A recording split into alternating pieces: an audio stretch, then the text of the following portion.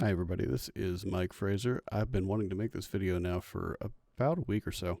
I wanted to take a second here. I've been very critical of Matt Canada, the Steelers offensive coordinator, and I wanted to take a moment here to actually point out a play that he designed particularly well. There's nothing really spectacular about this play, but one of the things that it does is it makes this play really, really easy on the quarterback. So let's go ahead and get going with this. Let's get it started here. So first of all, we've got the bunch up here over on the left hand side. You're going to have Connor Heyward coming in motion here.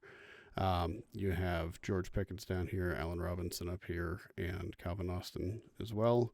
You've got Najee Harris over to the right in shotgun with Kenny Pickett. So Heyward's going to motion down here. Now, what's going to happen here is we're going to see. So let me hold on one second here. Let me get my Telestrator. I'm learning new Telestrator software here, so bear with me. So we're going to have Austin come out here, and then he's going to kind of run a corner fade.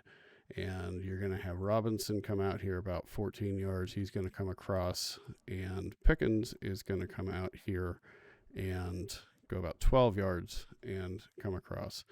And then you're going to see Harris is going to leak out into the flat. So let's go ahead and run this through once. And you got Harris down here coming out into this flat, and it's complete over the middle to George Pickens. Nothing spectacular, as I said, about this play, but let's rewind this a little bit here. Now, let's draw that up again really quickly here. You've got Austin coming up here running this corner fade. You've got Robinson here. You've got Pickens coming across this direction, about 2 yards shorter than Robinson. You're going to have Heyward come out here into this flat, and you're going to have Najee come out here into this flat. So a couple of things that I want to point out here that make this particularly nice, though. One of the things that I've been critical of Matt Canada of is that he doesn't make good use of both vertical and horizontal space. In this case, we have these routes being run basically at three different levels. You've got these flat routes here that are coming into this area.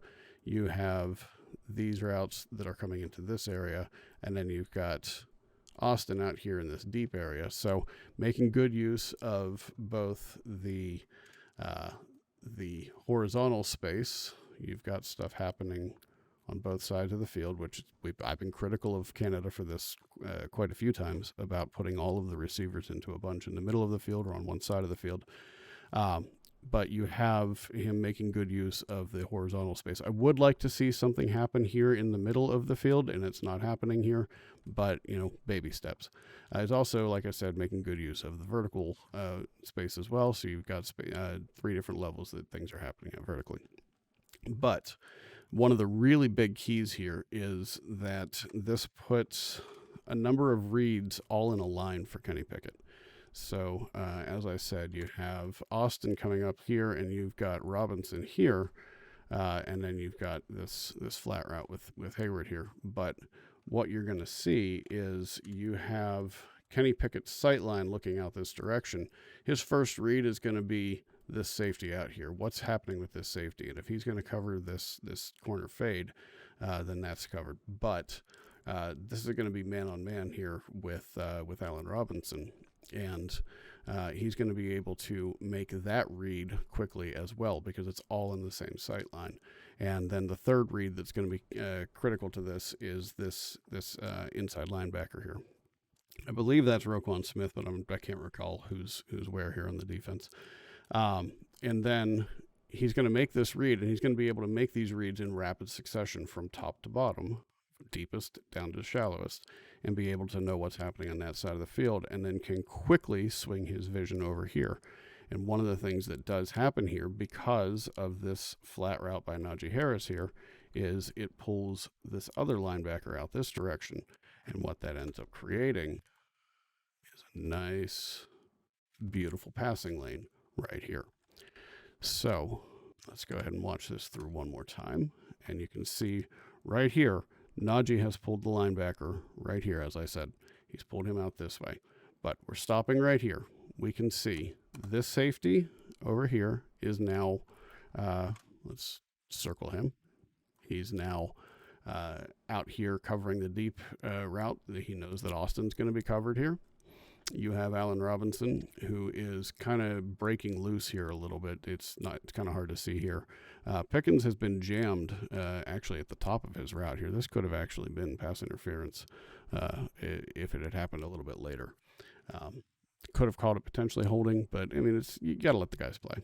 But you'll see Austin's going to continue out here. He's going to be covered. Robinson's going to come in here. Robinson's actually not going to be completely open, but this linebacker here has taken that away anyway. But you have all of this open space right here. Beautiful sight line for Pickett to be able to find George Pickens. Pickens is covered, to some degree, but he's beaten his man, so he's in good position here. Not good position for any kind of yards after catch. The linebacker here is going to make sure of that. But at least we're able to convert this. I believe this was a second down, so it was a good play for a second down and easy reads. That's really the big key here, and that's really what I wanted to talk about was the fact that these reads were stacked the way that they were really made that easy for a young quarterback. These are the kind of plays I'd like to see more of from Matt Canada. Unfortunately, I'm just going to draw on the screen. It's not the actual routes for this particular play, but one of the things, play that I was critical of last week was you had a slot receiver down here, and you had the outside receiver here, you had a tight end here doing a curl, and then just one little leak out here into the flat. This does not do anything to speed up the read process because you have to scan the whole way across the field, one stop at a time. These are definitely reads that an NFL quarterback should make, but you want to make things as easy as possible for a young quarterback, especially a quarterback who's been struggling. I mean, I'm one of Kenny Pickett's biggest supporters, but he's definitely played below the line this year. So you want to find ways to make things easier for your quarterback and having it set up so that you can have these kind of easy reads, as I pointed out, when you have these multiple reads kind of stacked on top of each other, that it definitely simplifies the read process for the quarterback, and it speeds up the mental processing. And it's an easy win in that case, which means that because you get that win on one play, and if you stack more and more wins, that builds confidence in the team.